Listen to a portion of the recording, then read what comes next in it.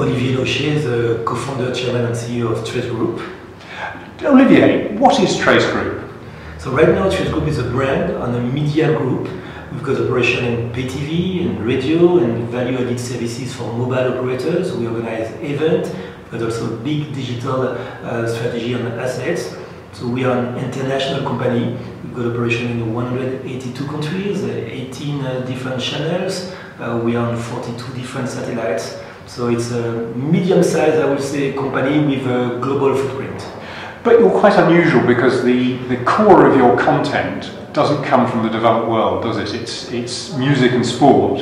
Describe it to me. In fact, we decided when we launched the company 11 years ago to focus first on urban music and culture. And when we say urban music and culture, it's everything about hip-hop music, R&B, all the rap artists that are really the biggest phenomenon for the young people. So far, until we launched Trace, there was mainly the American brands were targeting this audience and targeting this segment of the music market.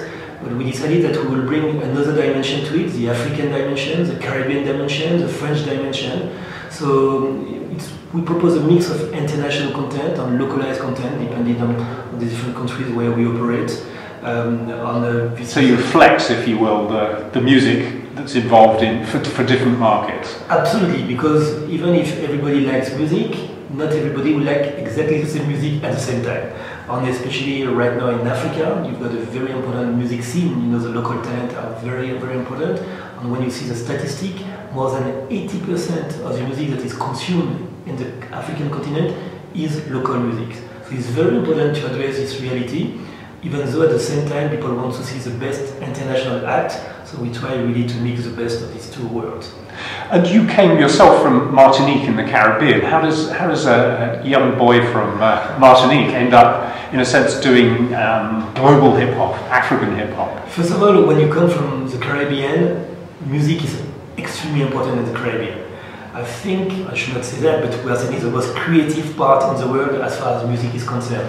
We created reggae music, salsa, zouk, merengue, bachata. We exported all this to the rest of the world. Rihanna comes from Barbados, Nicki Minaj from Trinidad, Wyclef Jean from Haiti. So really, you cannot count. Very fertile. Yeah, big artists really have got some Caribbean origins. So whenever I launched my first TV channel in the Caribbean more than 20 years ago, so I had a lot of music influence. So for me it was easier after to really embrace this career in the music industry and proposing some music channels.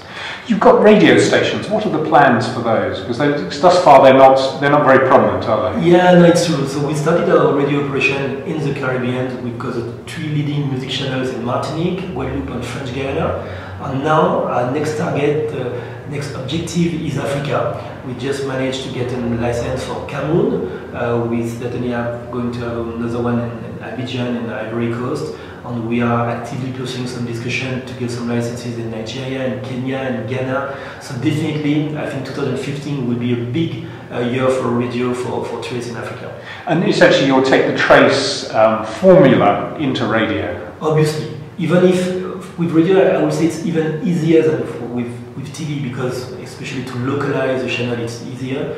But we are going to use more or less the same kind of magic formula to program the best local content, keep also and propose the best international content, but we want also to be a bit the voice of this young generation. 70% of the population in Africa is under 25-year-old, so we believe that this young generation needs a voice, needs a channel to express itself. So we are going to provide, on top of some music programming, there will be some talk shows, some different ways to express this speaks of this generation. And you're about to sign a deal with Airtel for a talent show. In fact, we signed it already. It covers 13 countries in Africa. We are in the process of launching this huge, I think, to be certainly one of the biggest ever talent competition in the world. We did the first talent competition like this in South Africa last year with Sexy, to the big success. We had 222,000 entries. I think that's bigger than Idol or Big Brother. So our target this year is to have 2 million entries in Africa. And what are you doing on the digital side? How are you providing digital Africans with trace? First of all, digital is key because the young generation, as you know, they use their mobile phone, their smartphone as their kind of universal remote control to access entertainment. So we have to be present. This is why we are developing this type of partnership with the mobile operators.